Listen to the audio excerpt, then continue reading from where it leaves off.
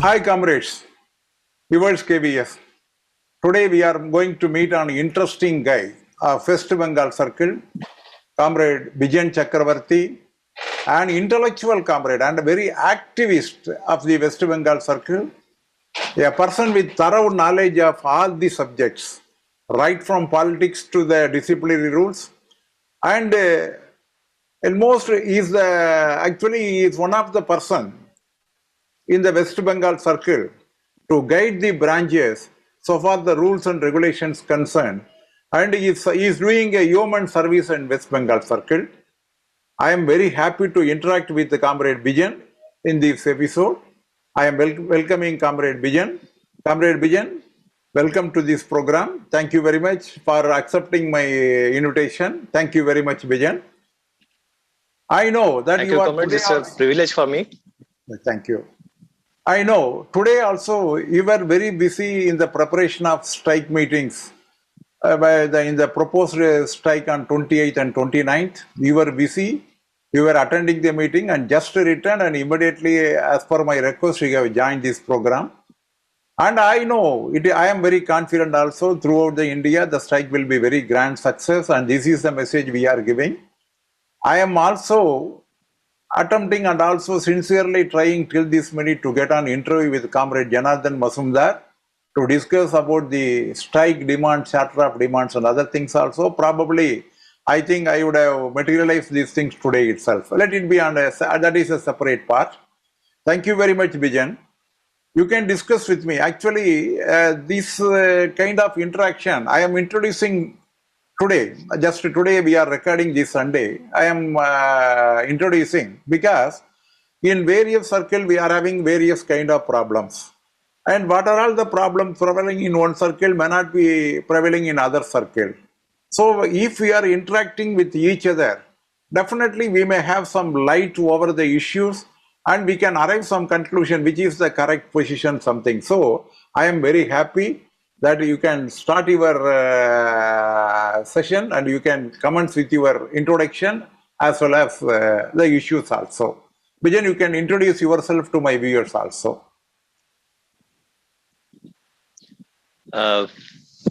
Yes, Comrade, very warm welcome, and I'm privileged with this interaction, being invited by Comrade Sridharan, our beloved leader.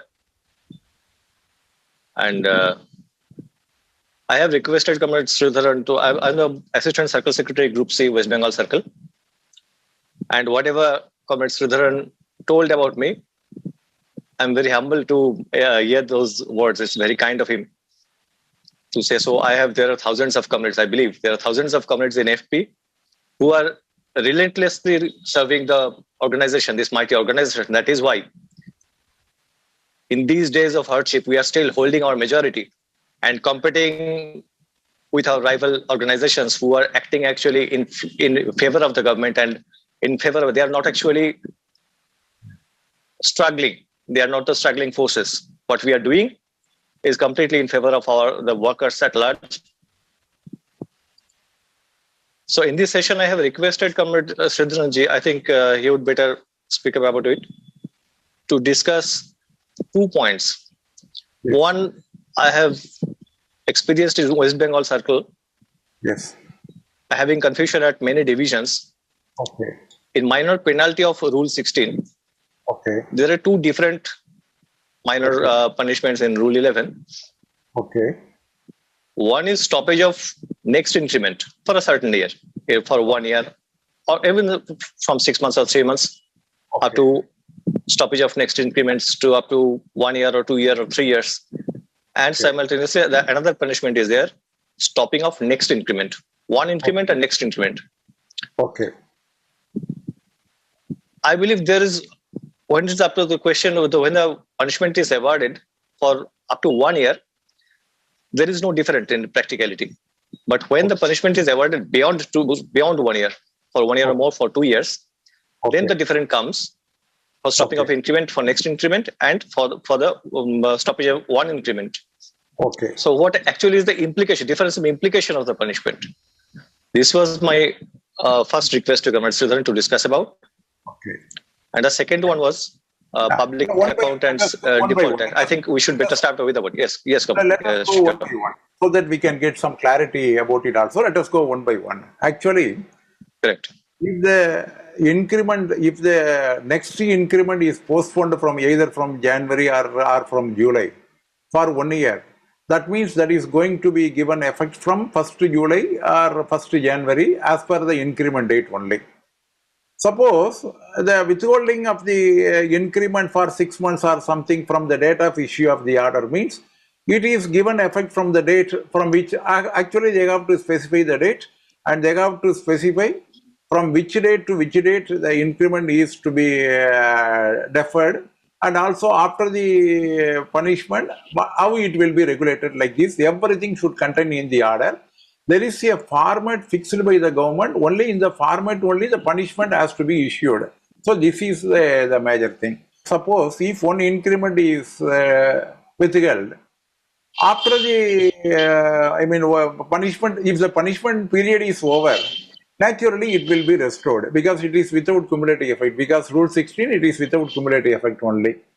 Suppose if it is one increment for 2 years mean, after completion of 1 year, the due increment, it will not be drawn, it will be drawn only after the completion of, that will be drawn notionally from the date of the previous year. That is the position. Actually, there is a big problem. Actually, in most of the circle, this is prevailing. What happened? During 2014, the DOPT has issued one clarification about the fixation of increment after the punishment, after the completion of the punishment, how to fix it, wherein there was no illustration about Rule 16 punishment.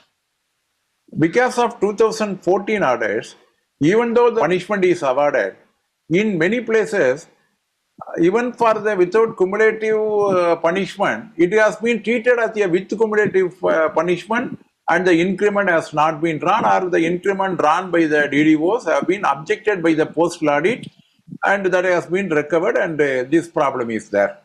Thereafter, the issue was taken by our union very seriously because of the non-availability of illustration in the 2014 order, and the Rule 16 punishments are also being equated with the major penalties as if with the with cumulative effect. That should be modified like this. Based on this, 2019, another clarification was issued. In the another clarification, 2019, they inserted the minor penalty proceedings in the order, and it is very clear after the completion of the punishment, the notional increment will be drawn for the previous year increment, and after completion, the second year increment will be drawn, and the fixation will be made accordingly. This is as per the existing orders, Bijan. Am I clear your doubts? The problem comes, yes, it's absolutely clear. In most of the places, the problem comes when the question of restoration comes in. Yes. When restoring the normal increment, yes, that is where the problem comes. So what I have seen that at many places, at many head offices, there are confusion in our comrades of account branches and the supervisors how to restore the normal increment. Okay. So what they should need to know, at this point of when the restoration comes up, what they should need to know. Actually, restoration means if it is 1 year, it is automatic. Suppose if it is 2 years, yes, notional increment has to be done for the previous year, and the second increment has to be done after completion of the punishment. This is as per the illustration released by the DOPT during 2019. The order was issued in 2019. It is available in the website also. I have already exhibited. As per the 2019 orders, if the accounts branch and DDO they are observing, there will be no problem. After 1 year, the increment has to be fixed notionally. Second year, the 2 increments has to be restored. Accordingly, the fixation has to be made after the punishment. The orders are very clear. You can ask them to refer the 2019 orders. I will send you the details of the 2019 orders also. Okay, Gomez. Okay.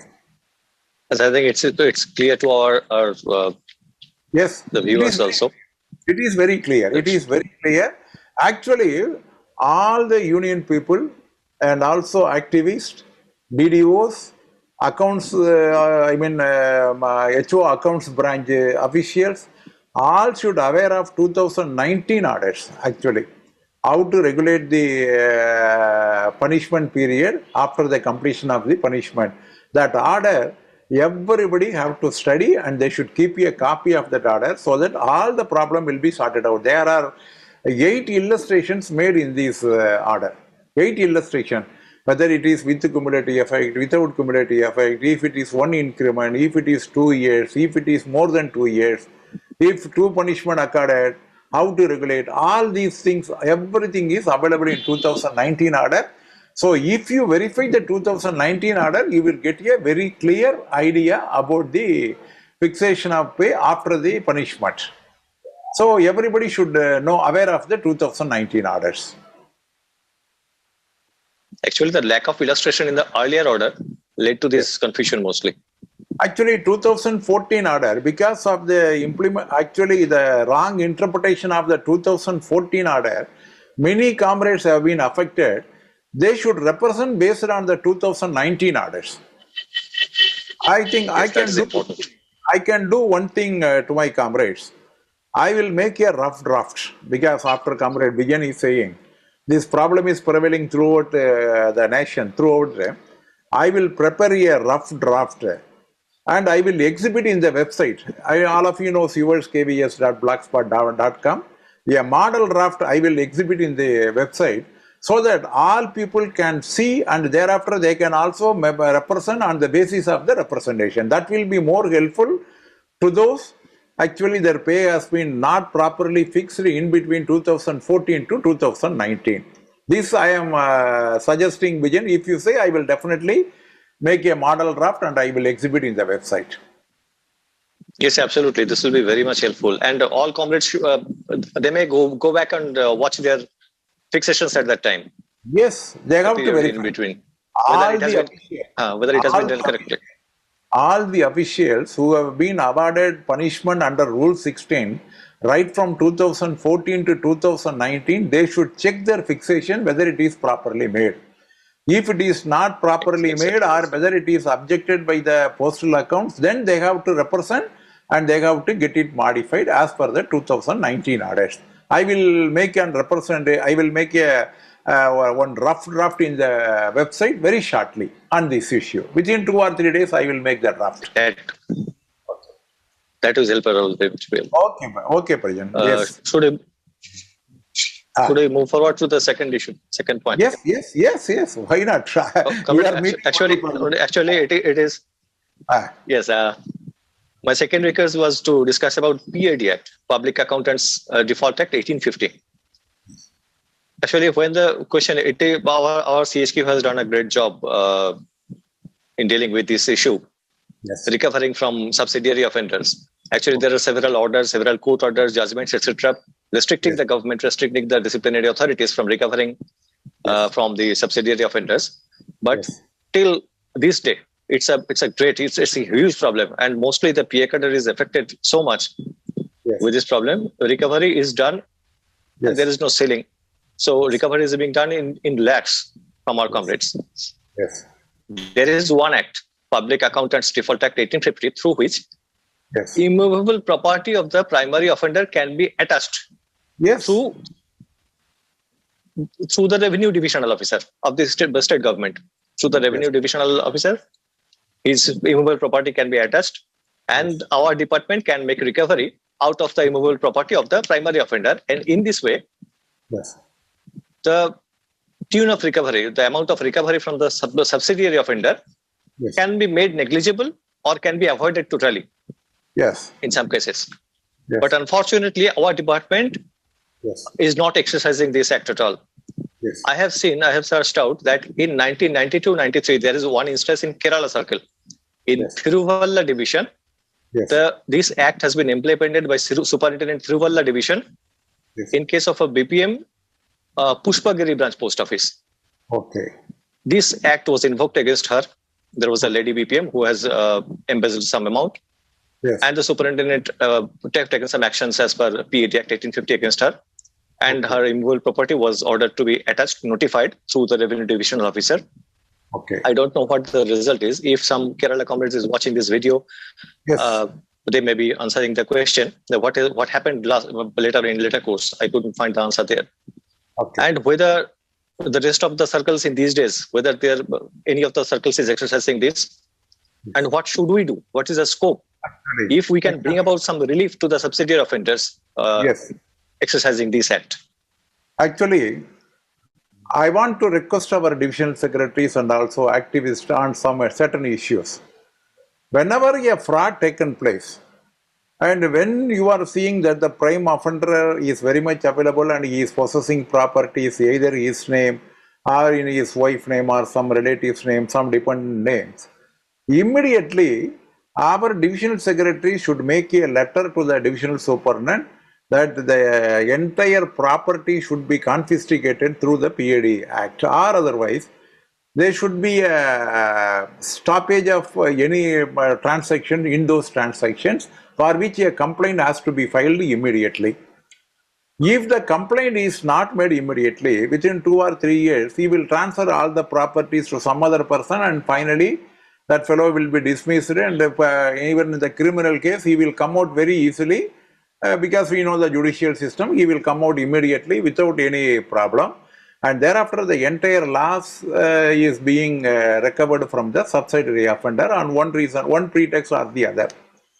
Actually, what happened to Tiruvalla case in Kerala, similar cases are being made in most of the circle also if the branch secretaries are vigilant. For example, during 2011, there is one case, one branch postmaster who was defrauded a huge amount. At that time, there are 5 lakhs is a very big amount. And the divisional superintendent did not evince any action, and also he was very lethargic. The divisional secretary Ongol in Andhra Pradesh, Comrade Kayveeyes, we used to call him as a KV. He was a divisional secretary at that time. That divisional secretary, he organized a rally from divisional office to revenue divisional office with a memorandum, handing over the memorandum to the RDO. That has compelled the RDO as well as the division, and the entire property was confiscated from the BPM who defrauded the government money, and there was no recovery imposed against our officials. Our officials have been saved. And even recently also, the department has categorically instructed that we should use the PAD Act. Actually, I am not keeping all the orders on hand because we are interacting now. It has categorically stated that the divisional superintendent should take immediate action for confiscating the property under the PAD Act. Only after the exertion of the PAD Act only the subsidiary offender will come. Or 2 months before, our member P. Mervyn Alexander have sent one DO letter, very beautiful letter. That was because of the efforts of our All India Union. I am really thankful to All India Union also. One DO letter has come, in which the DO letter, it is categorical. There should be no subsidiary offender unnecessarily, and amount should be recovered from the main offender only in all the cases. If that order is actually taken in good spirit, and if our branch secretaries, divisional secretaries are functioning immediately, this problem will definitely be averted. For example, I am telling you, suppose one fraud case, they are just identifying the subsidiary offender, and they are not issuing the Rule 14 charge sheet or something else. But at the time of the retirement of some official, they are issuing the charge sheet. For fear of Rule 9 charge sheets, the people they are, remitting the entire amount what the department fixed as the amount shared to them. They are simply remitting the amount to escape from the Rule 14 cases at the fake end of their service. This is one aspect. And another, some cases, after 6 years or 7 years, the defrauded amount, they are making the share, and they are, fixing the share with the penal interest. Actually, the penal interest is more higher than the total amount which has been shared. Original amount. Original amount. It is more higher. Actually, whether the subsidiary offender are responsible for recovering such amount. The divisional superintendent, he has to complete the investigation within 3 months as per the time schedule. What is the time limit prescribed for such fraud cases? Whatever be the fraud, the prima facie investigation should be completed within 3 months. The scent person verification has to be completed within 3 months. The entire proceedings have to be completed within 18 months. If the proceeding is delayed more than 18 months, who is held responsible? The concerned divisional superintendent, disciplinary authority is held responsible. So, if the disciplinary authority who is squarely responsible for the delay in finalizing the case, why should the entire recovery is being imposed only on the innocent official instead of the divisional head? That we have to question. That the circle union and also the divisional union, in case of collection of penal interest, we have to find out where the mistake is. Rule 14 is issued after completion of 4 years, 5 years means what does it mean? What does it mean? Actually, there should be no disciplinary action against any retiring officials for the mistake committed 4 years before. And also, after 4 years, whatever be the fraud and whatever be the involvement come out, they cannot be proceeded as per the existing rules for the retiring people also. They are fixing a line of 4 years is the maximum period like this. If the disciplinary action is not initiated and completed during this period, after 10 years, after 8 years, simply they are proceeding means that should be challenged. One thing, actually, as per the rules, the trade unions, they cannot deal with any disciplinary cases with the authorities. But at the same time, the trade union, they can expose, they can send letters. You cannot take up the individual cases in the monthly meeting. But at the same time, you can send letters of the individual cases also. Don't mention about the individual cases as if it is a common cause for employees also, some deviation of rule, something. If there is a lethargy and delay on part of the administration, we are going to point out the delay and lethargy of the administration. That does not mean we are taking up the individual case. So we have to present the cases in such a manner. So it is possible. So the divisional secretaries, branch secretaries, they should insist immediately after any fraud notice, send a letter to the divisional superintendent, initiate action on this fraud under the PAD Act.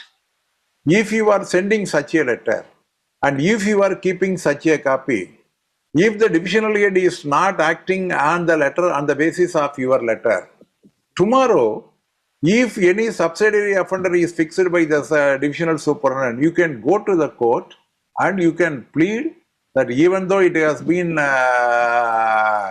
already pointed out by the union, this has not been carried out because there may be some collision of the officer with the delinquent official. We can definitely make a link and we can also come out from some of our responsibility also. So whatever it may be, whatever be the investigation, even 10% verification, that should be completed within 3 months, and the entire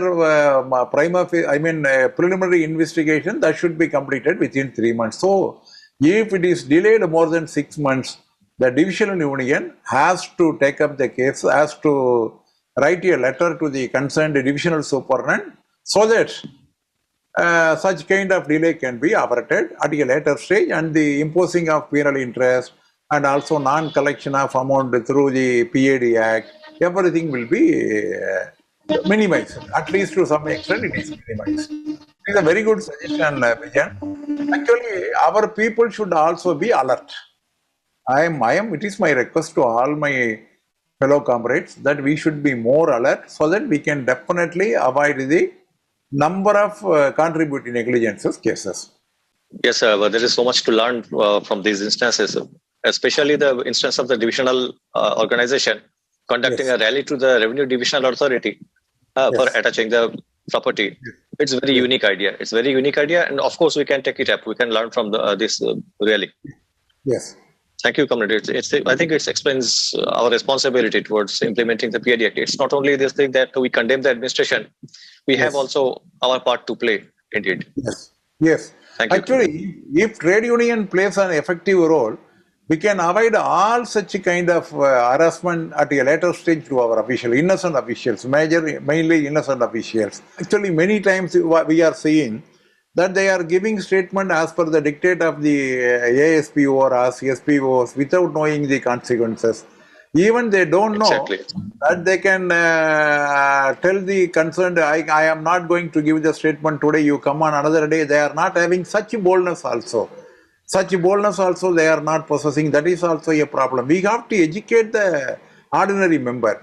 And particularly Bijan, nowadays more than 70% of the comrades, they have been recruited after 2009. So we have to educate them. They should not have any fear and they are well educated and they can definitely do wonders in the movement also. We have to educate them about the trade unionism and also we have to say the policy program of our organization and as well as we have to give them a boost.